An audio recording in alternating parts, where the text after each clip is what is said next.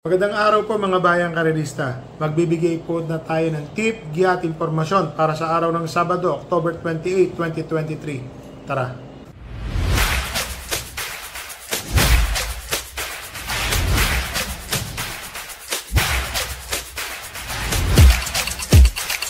Sa mga bayang karerista, meron pong hinandang 8 karera para sa araw ng Sabado.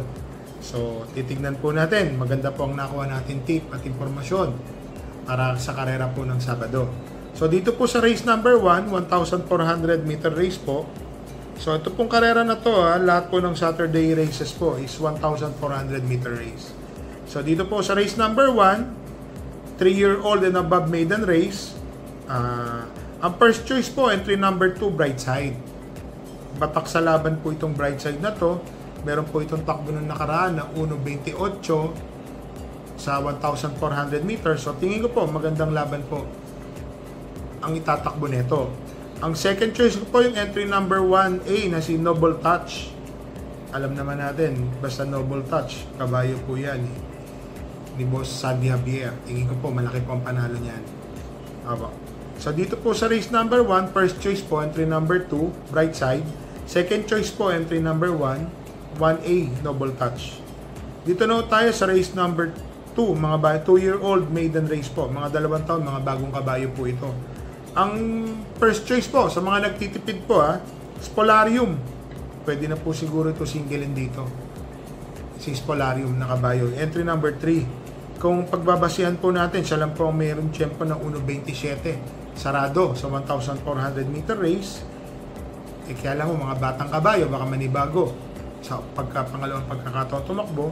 Ang tingin ko po pwede yung masigundo o makalaban niya, yung entry number 2 na si Giselle's Love.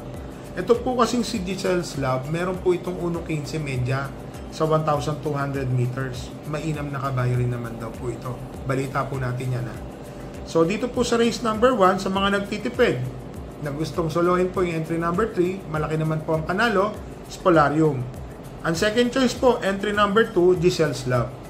Dito na tayo sa race number 3, mga bayang karerista. 1,400 meter race po nababanggit ko lang. 8 runners po. Ang first choice po, entry number 5 na si La Liga Pilipina. Matuling kabayo po ito, marunong din po itong sumunod.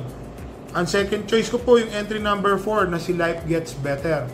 Nung nakaraan, hindi ko natin malaman bakit hindi maganda pinakita ni Life Gets Better. Pero tignan natin ngayon, mukhang sa pangalawang takbo, baka mag-umento po ito.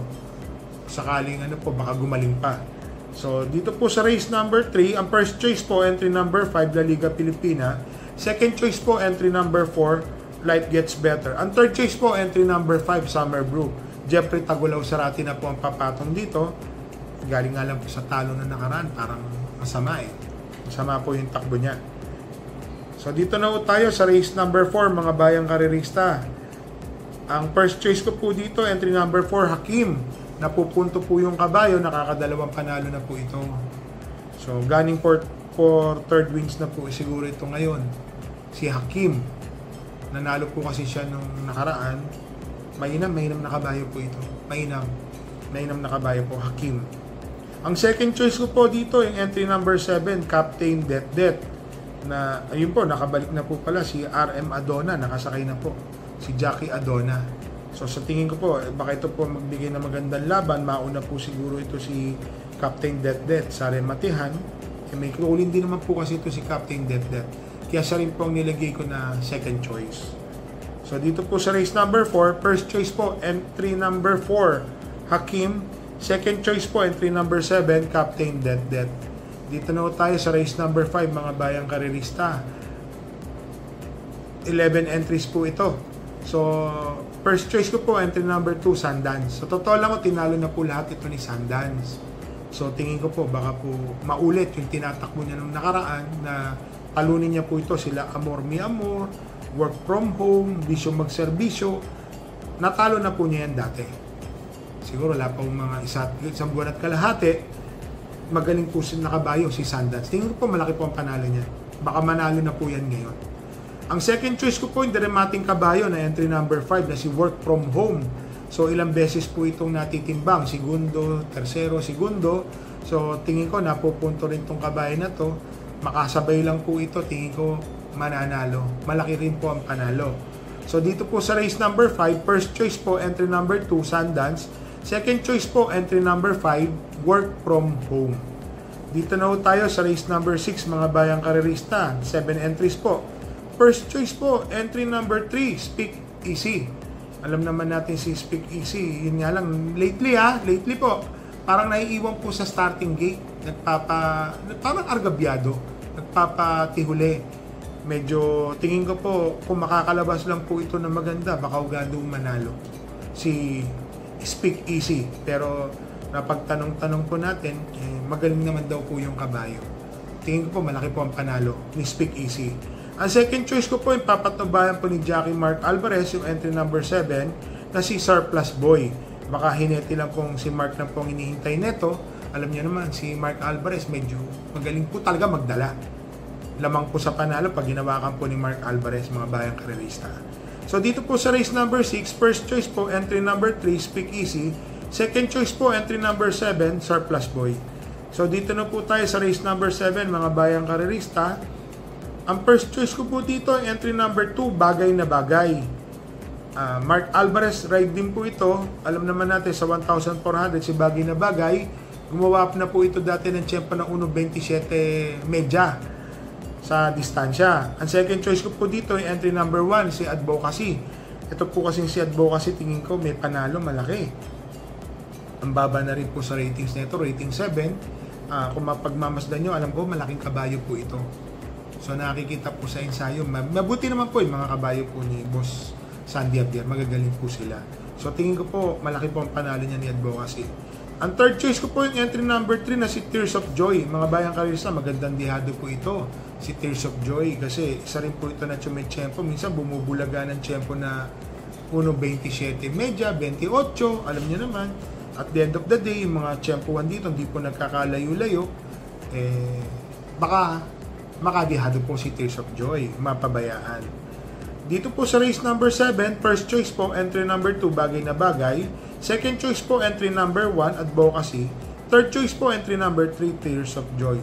Mga bayang karerista, meron pa po dito mga galing na kabayo. Dagdag po tayo, baka may kursunada po kayo. May mga balita po tayo dito na may mga maiilam. Kaya lang, wala po tayo nakukuhang actual na labas na informasyon po, mga bayang karerista. Dagdag po tayo dyan. Kagaya po ng 4, Wild Eagle, Step Bell, Himanchi, saka yung pong kabayong entry number 9, Glenda's Magic. Kung kaya po natin dami po tayo dyan sa karera na yan.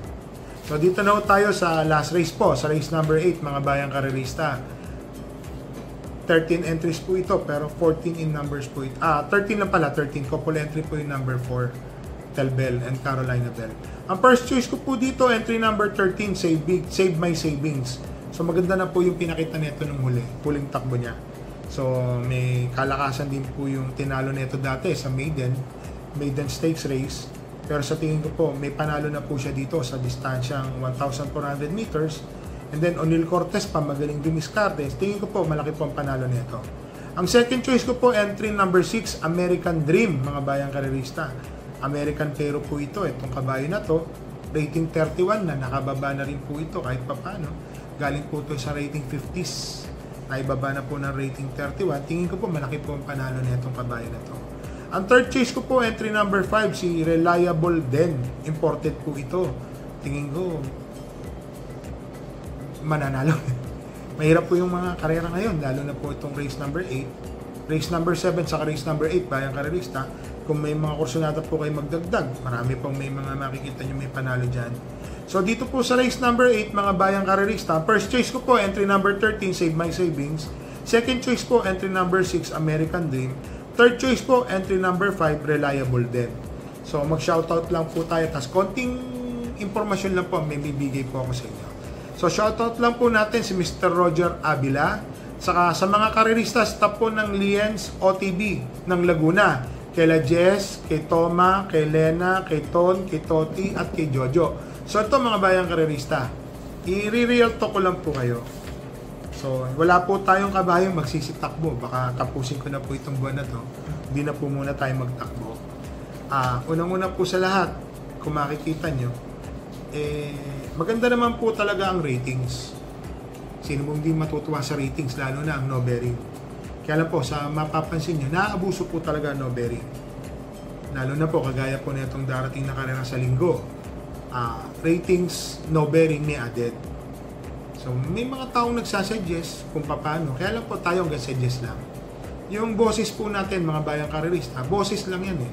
Kasi sila po ang masusunod. Ito po, natawag sa akin, nabanggit sa akin, bakit hindi ganito gawin? Hiwalay natin yung no bearing sa mga susunod na karera. Alam nila, kunyari, no bearing Sunday. Gawin natin Sabadong no bearing. Tapos yung added price nasa linggo.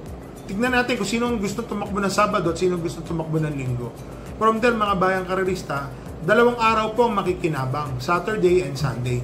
Saturday, no bearing. Sunday, yung mga malalaking premyo, nandiyan dyan, yung mga added na 60,000. Kagaya nito, itong darating na karera ng linggo, may mga added po. Ito naman ay suggestion lang. So, magaling po yung nag-suggest niyan, isipin nyo. Lahat ng sektor, mapagbibigyan ng araw ng Sabado, sa araw ng linggo may added. Ito ang tanong, salihan kaya yung linggo? Pagka-added ng 60,000, 30, 15, 15, o kaya kung ano man yung added na yun, salihan kaya yun? So mga bayang karerista, happy racing po and stay safe po. Good luck!